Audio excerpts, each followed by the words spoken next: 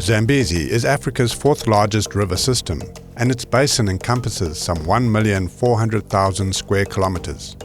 250 kilometers downstream from Cahora Bassa Dam, a new wilderness recovery project has been launched in an area known as Cahora 7, covering 5,400 square kilometers in the Manica and Sofala provinces of Mozambique.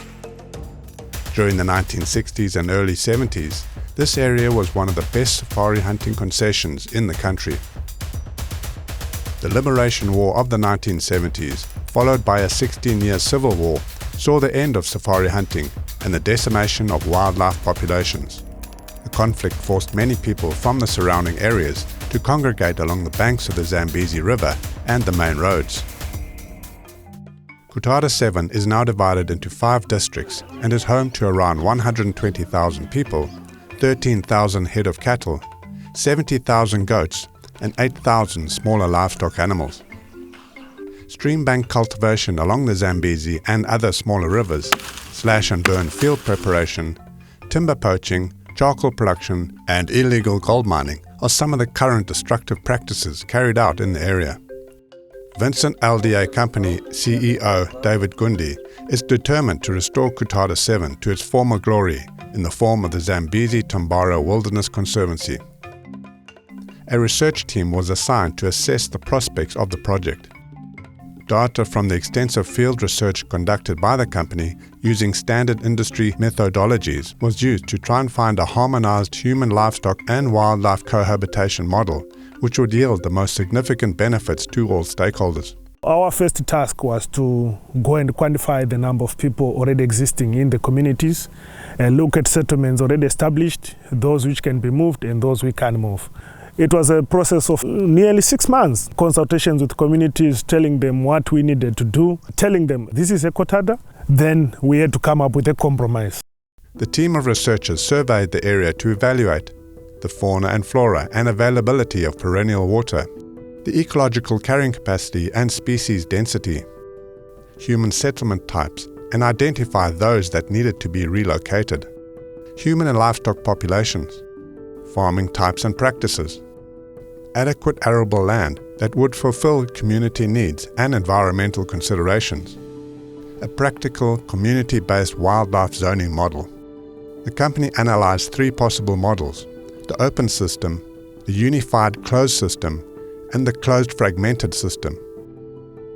After careful consideration, the company concluded that the only workable option was the closed fragmented system. The company has recognized the realities on the ground, and human interests have been factored into the overall equation. Its vision is to assimilate with the Cahora's communities and provide a platform for their continuing development. 4 blocks, each with a specific projected conservation outcome, have been identified, and with the erection of a 2.5-meter electric fence, minimal disruption to human activities can be ensured. The conclusion to come up with a fencing plan was inspired by several threats that we're already facing within the Cahora. Major of them is the human-wildlife conflict.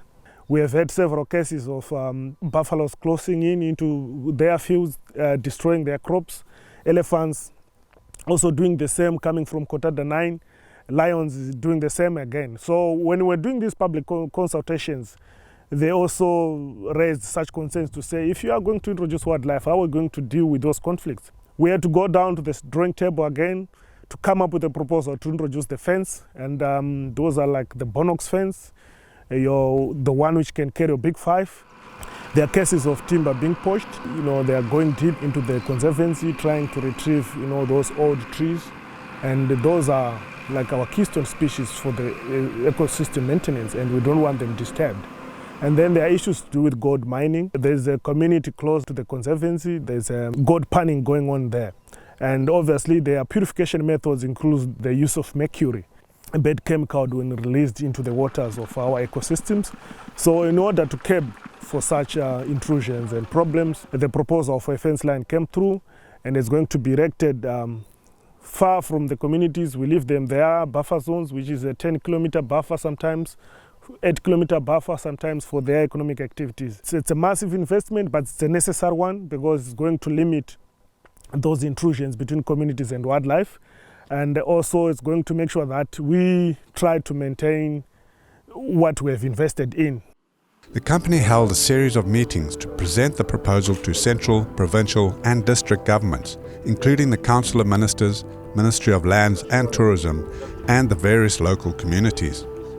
The project was approved unanimously at all levels, and the government has granted a long-term concession to the company with an option to renew.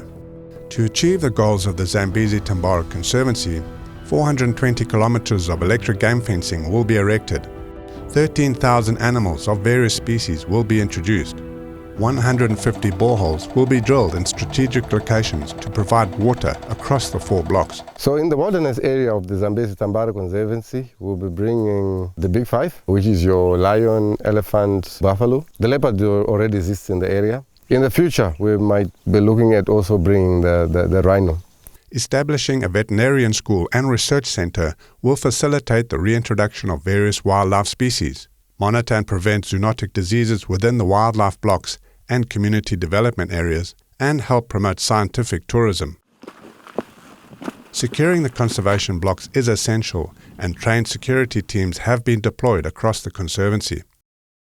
Basically, we've got security guards in all entry points.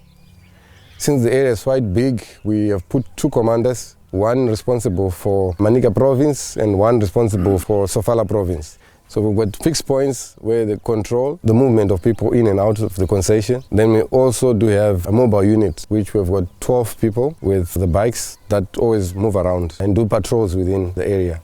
The provision of water is essential for re-establishing wildlife populations and improving the welfare of the people living in the Kutada's community development areas. They do have water. There are some places with boreholes. In some places they've got wells like this one. They are not going very deep. They go up to about 15 meters. And often there's a problem of salty water in the region. The task of carrying water in the communities is carried out by the children and the women. The time they're spending to carry the water from long distances could be utilized on something more productive. A well-educated population ensures a prosperous one, and Vincent is being proactive by providing essential equipment, such as computers, to the local schools. A multi-use zone for community and commercial development is planned for an area outside the 4 conservation blocks. The multi-use zone is divided into 2, the Community Development Area and the Zambezi Agri-Park. This block includes an agri-business park where commercial crop and livestock farming enterprises will be established. In the agri-park, that is where we expect to push the much-needed employment. As the conservation, yes, it will take a lot of people, but it's got its limits. The communities can be developing their own projects, but it's not everybody that is able to be self-employed. This is a field opened by the communities where they are growing sesame. As part of development projects for the communities, we are planning to bring actually equipment to process the crop because it's growing well, and it can add, if we do that, we can add value to what they're already producing. The Zambezi-Tambara Wilderness Conservancy project is a unique and ambitious venture where 61% of the land is dedicated to conservation and 39% to multi-use zones. Once the area has been rehabilitated, sustainability will be ensured through the various community and conservation projects, and at the same time contribute to uplifting the livelihoods of some of the poorest people on the planet.